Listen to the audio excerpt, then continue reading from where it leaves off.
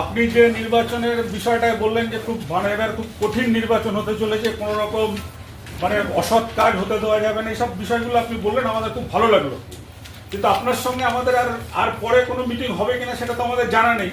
কিন্তু আমরা দেখতে পাই আপনাদের নির্বাচন কমিশন থেকে আমাদের যে কার্ডটা দেওয়া হয়, সেই কার্ডটা নিয়ে আমরা যখন পুলিং স্টেশনে ঢুকতে যাই, বহু জায়গায় আমাদের সাংবাদিকদের বাধা দেওয়া হয়, এমনকি মারধরও করা হয়। এবং পরে যে নাম্বারটা আপনারা বলেন যে এই নাম্বারটাতে কোনো রকম আক্রমণ হলে বা যোগাযোগ করবে কমপ্লেন করার জন্য, সেই নাম্বারটাতে কমপ্লেন করেও কিন্তু কোনো সুরাহা পাওয়া যায় না। এবং এটা ঘটছে হচ্ছে আপনার ইতিমধ্যেই ঘটা শুরু হয়ে গেছে। তো এই বিষয়টাতে আমাদের আপনার কাছে আমাদের দাবি, এইবার কিন্তু আমি যে নির্দেশিকাটা করলাম সেটা ছিল কি, আমরা এইবার কিন্তু ইলেকশনটা ভায়োলেন্স ফ্রি করা, কোনো হিংসা হবে না। আর এই কথাটা শুধু আমাদের নয়, এটা আপনারা জানেন কি গত সপ্তাহ সব পুলিশ সিস্টেমকেও কিন্তু ঘুরে ঘুরে এই ইনস্ট্রাকশনসটাই দেওয়া হয়েছে। তো আমরা আশা করছি এইবার কিন্তু এইরকম আপনাদেরকে কোনো হিংসাটা ফেস করতে হবে। আর একটা শুধু প্রশ্ন আপনার কাছে গুরুত্বপূর্ণ করতে চাই, যে আপনারা যেমন ধরুন আপনাদের যারা পুলিশ কর্মচারী আছে বা যারা ভোটে কাজ করবে, তাদের দেখা যায় যে কোনো কারণে যদি না হয়, এরকম কোনো কারণে যদি মৃত্যু হয়, তার জন্য সরকার কিছু দায় দায়িত্ব গ্রহণ করে।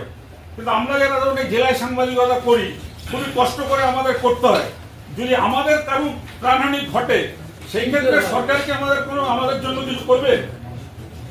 আপনাদের অ্যাপ্লিকেশন আপনারা করুন, আমরা সিও অফিসে পাঠিয়ে রাখবো, ফরওয়ার্ড করে রাখবো।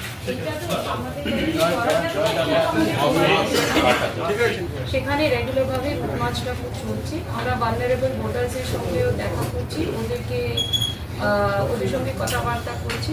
আপনারা জানেন এবার কিন্তু সব বুথেই ওয়েবকাস্টিংটা করা হবে।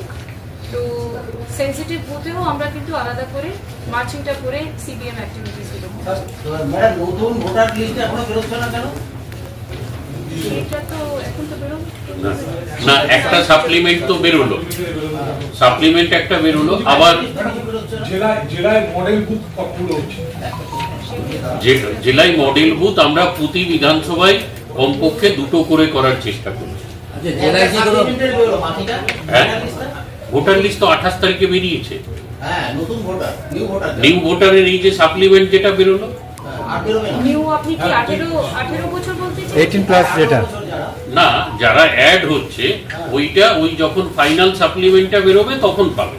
আচ্ছা, এবারে কি মহিলা বুথ থাকছে? বেরোবে তো? অবশ্যই বেরোবে। পোলিং স্টেশন কি বাড়বে? একজন করে পোলিং স্টেশন কি বাড়বে?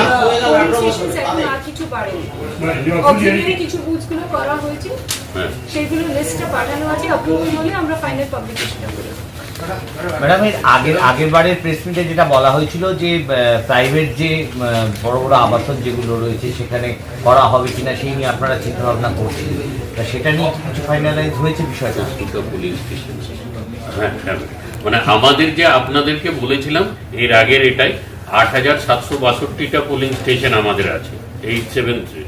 তো ওইটাতে আমাদের তো যেটা হচ্ছে ওই যে আমাদের 8672 পোলিং স্টেশন, তাতে 14টা হচ্ছে আমাদের high rise polling station. High rise society বা হাই রাইজ বিল্ডিং এ 1414 হচ্ছে আমাদের সেই রকম ইয়েতে করছি আমরা। 14টা বুথ। মহিলাদের জন্য কোনো বুথ থাকছে না? হ্যাঁ, মহিলাদের জন্য বুথ থাকছে 1126। 1126? হ্যাঁ ম্যাডাম, আপনি বলছি এখন পর্যন্ত আমাদের জেলায় যা অ্যাডজুডিকেশন আছে তার মধ্যে কত নিষ্পত্তি? সেই ফিগারটা আমরা কিন্তু এখান থেকে এমনি বলতে পারবো না, সেটা কত ডিউ আছে মোটামুটি? না, আসলে এটা তো জুডিশিয়াল অফিসাররা করছেন, আমাদের এতে নেই, ফলে আমরা কোনো ডাইরেক্ট ফিগার পাচ্ছি না। ওই যতটুকু লিস্ট আমাদের বেরোচ্ছে সেটা থেকেই আমরা দেখতে পাই।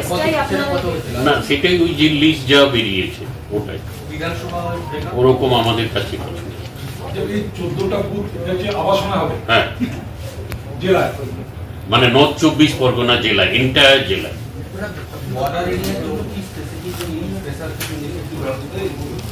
মডেল এরিয়াজে আমাদের নাকা পয়েন্টসগুলো আছে, সেখানেও সিএপিএফ কিন্তু মার্চিং করছেন। কালকে আমরা পেট্রাপোলের উঠতে বিমান, ওখানেও সীমান্ত এলাকাতে ভালোই কনফিডেন্স বিল্ডিং অ্যাক্টিভিটিস হচ্ছে। এমনি কোনো অসুবিধা আমরা দেখতে পাই না।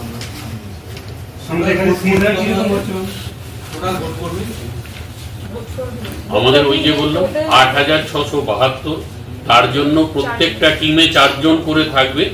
আর তার যা আর অক্সিলারি হচ্ছে 197টা 197টা মানে অক্সিলারি হবে।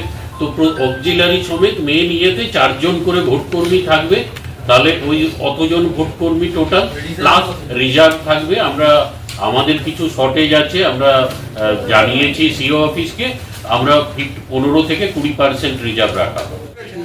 তাকে